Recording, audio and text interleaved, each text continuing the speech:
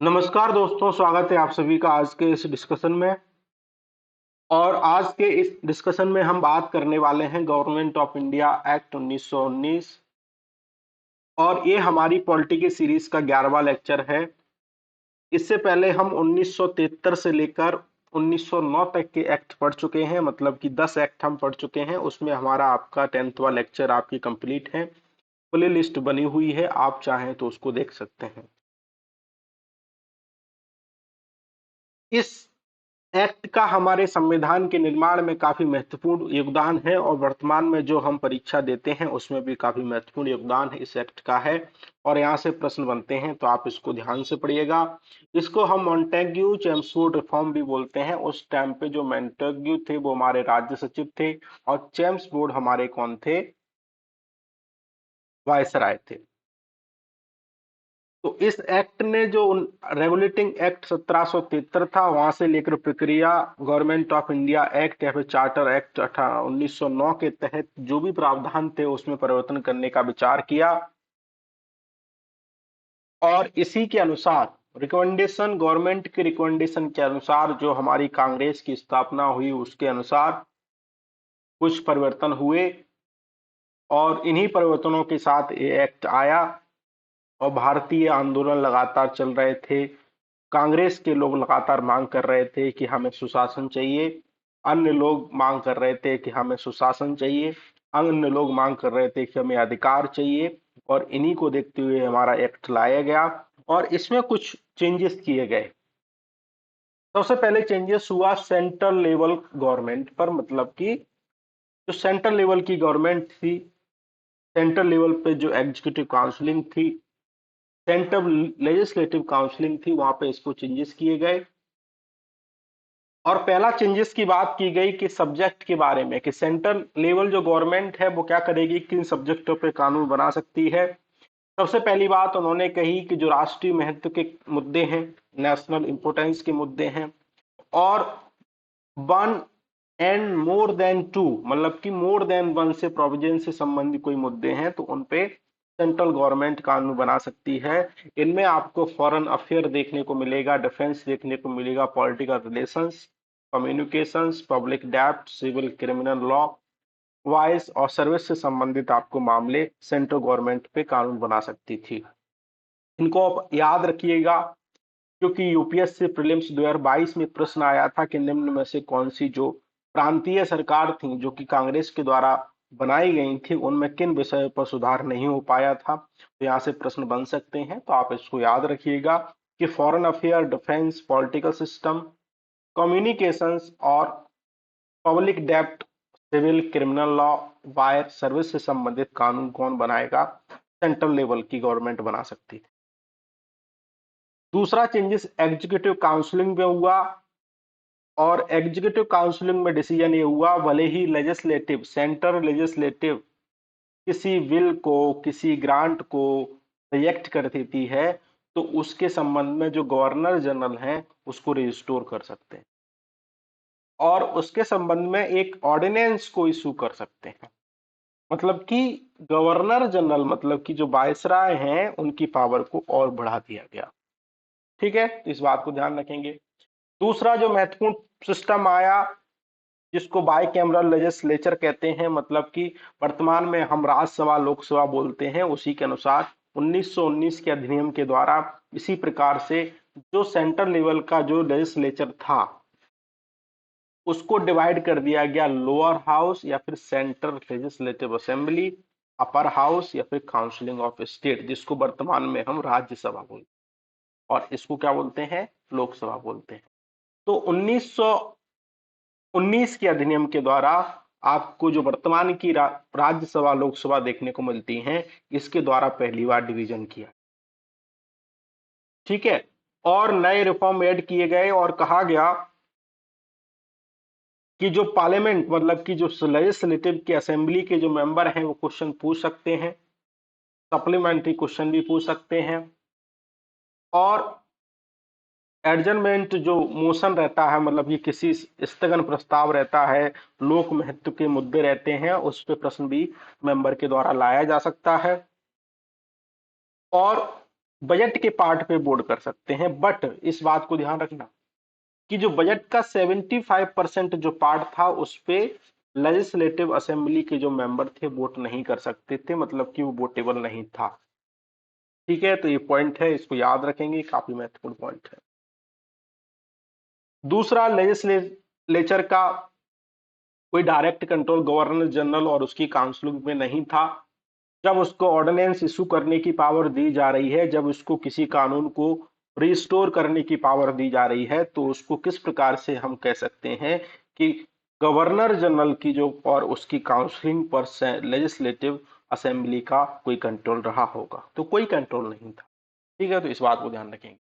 दूसरा, lower house का composition बात करें तो उसमें 145 मेंबर रहे, उनमें से 41 मेंबर को नॉमिनेट किया गया, 41 में से 26 ऑफिशियल थे, 15 नॉन ऑफिशियल थे, और इसमें से 104 मेंबर को इलेक्टेड किया गया, 52 मेंबर जनरल थे, और 30 मुस्लिम समुदाय से थे, 2 सिख और 20 स्पेशल आपको देखने को मिलेंगे। तो डेटा आप याद रखेंगे, आजकल यूपीएससी क्या कर रही है, डेटा के साथ काफी खेल रही है, तो इस डेटा को याद रखेंगे, आपसे प्रश्न पूछा जा सकता है। दूसरी, अगर हम बात करें कंपोजिशन अपर हाउस की बात करें तो टोटल आपको 60 मेंबर देखने को मिलेंगे, जिसमें से 26 मेंबर नॉमिनेटेड थे और 34 मेंबर आपको इलेक्टेड देखने को मिलेंगे, 20 आपको जनरल से और 10 मेंबर आपको मुस्लिम से, 3 आपको यूरोपियन से और 1 मेंबर आपको सिख से देखने को मिलेगा।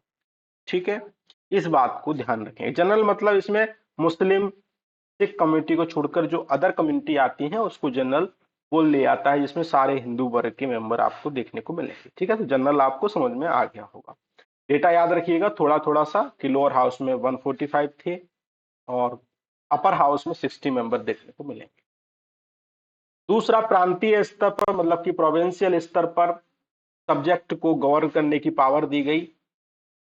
जो पब्लिक हेल्थ है, लोकल सेल्फ गवर्नमेंट है, एजुकेशन है, जनरल एडमिनिस्ट्रेशन है, मेडिकल फैसिलिटी है, लैंड रेवेन्यू है, वाटर सप्लाई है, फेमिनाइन रिलीफ है, लैंड ऑर्डर है, एग्रीकल्चर है, इनको लेकर प्रांतीय स्तर पर बात तो की गई, लेकिन प्रांतीय स्तर पर इनको 2 लिस्ट में डिवाइड कर दिया गया, एक को कहा गया रिजर्व लिस्ट और दूसरे को कहा गया ट्रांसफर लिस्ट। मतलब कि प्रांतीय, अगर हम कहें तो प्रांतीय स्तर पर सुशासन की स्थापना 1919 के अधिनियम के तहत हुई, ये हम बोल सकते हैं आंशिक रूप से। रिजर्व लिस्ट में वैसे सब्जेक्ट थे, काफी महत्वपूर्ण सब्जेक्ट थे, लॉ एंड ऑर्डर से संबंधित मुद्दा हो, फाइनेंस से संबंधित मुद्दा हो, लैंड रेवेन्यू से संबंधित मुद्दा हो, इरिगेशन से संबंधित मुद्दा हो, ये रिजर्व लिस्ट में शामिल थे। इसका मतलब है कि इसका डायरेक्ट कंट्रोल कौन करता था, गवर्नर जनरल करता था या उसकी काउंसलिंग, और काउंसलिंग में जो ब्यूरोक्रेट थे वो इसका कंट्रोल करते थे। मतलब कि जो प्रांतीय सरकार थी, जो कांग्रेस के द्वारा बनी थी, कांग्रेस के नेता उसको लीड करते थे, उनका इन विषयों पर कोई डायरेक्ट कंट्रोल नहीं था। और अगर डायरेक्ट कंट्रोल नहीं था तो लैंड और ऑर्डर में कोई वो सुधार नहीं कर पाए, फाइनेंस जैसे मुद्दे पर कठिनाई हुई, भूमि सुधार नहीं कर पाए क्योंकि लैंड रेवेन्यू रिजर्व लिस्ट में था, इरिगेशन सिंचाई जैसी सुविधाएं बड़े स्तर पर नहीं कर पाए क्योंकि इरिगेशन रिजर्व लिस्ट में था। कहने का मतलब है जो महत्वपूर्ण विषय थे वो उन्होंने आरक्षित सूची में शामिल कर लिए गए, जिसको हम रिजर्व लिस्ट बोलते हैं। दूसरी उनने बनाई ट्रांसफर लिस्ट, मतलब कि जो जन कल्याणी कार्य थे वो मंत्रियों को दे दिए गए, प्रांतीय सरकार को दे दिए गए, और इनमें कहा कि एजुकेशन आप देखोगे, हेल्थ आप देखोगे, लोकल गवर्नमेंट आप देखोगे, इंडस्ट्री आप देखोगे, एग्रीकल्चर, एक्साइज, बाकी सारा काम आप देखोगे, लेकिन हम आपको पुलिस नहीं देंगे, हम आपको फाइनेंस नहीं देंगे, हम आपको रेवेन्यू नहीं देंगे। ये सारे बिना रेवेन्यू के, बिना जो ब्यूरोक्रेट से वो इनका सहयोग नहीं कर सकते थे, तो बड़े स्तर पर वो सुधार नहीं कर पाए, लेकिन कहीं ना कहीं उन्होंने सुधार किया। इस बात को ध्यान रखेंगे। और यही सिस्टम को 1935 के एक्ट के द्वारा उन्होंने सेंट्रल लेवल पे लागू कर दिया गया। मतलब कि 2 सिस्टम चले, एक तो रिजर्व लिस्ट वाला, एक ट्रांसफर लिस्ट वाला। इसी को बोला गया क्या, डायरकी सिस्टम, मतलब कि द्वैत शासन स्थापना प्रांतीय स्तर पर किसके द्वारा हुई, 1919 के अधिनियम के द्वारा हुई। ठीक है, तो ये आप ध्यान रखेंगे। दूसरा, विमेन को राइट टू वोट दिया गया, सभी महिलाओं को नहीं दिया गया, कुछ सीमित महिलाएं थी, जिनके पास कुछ संपत्ति थी, कोई जमींदार की पत्नियां थीं और एक्टिविस्ट थीं, तो उनको वोट देने का राइट दिया गया। दूसरा, हमने कहा कि गवर्नर जनरल किसी भी इशू को, किसी भी बिल को रिस्टोर कर सकते थे। लेजिस्लेटर में फ्रीडम ऑफ स्पीच को एंजॉय किया गया। गवर्नर जनरल के पास वीटो की पावर आ गई, मतलब कि बिल्स और उसके संबंध में ऑर्डिनेंस को जारी कर सकते थे। ठीक है, तो ये आप देखेंगे।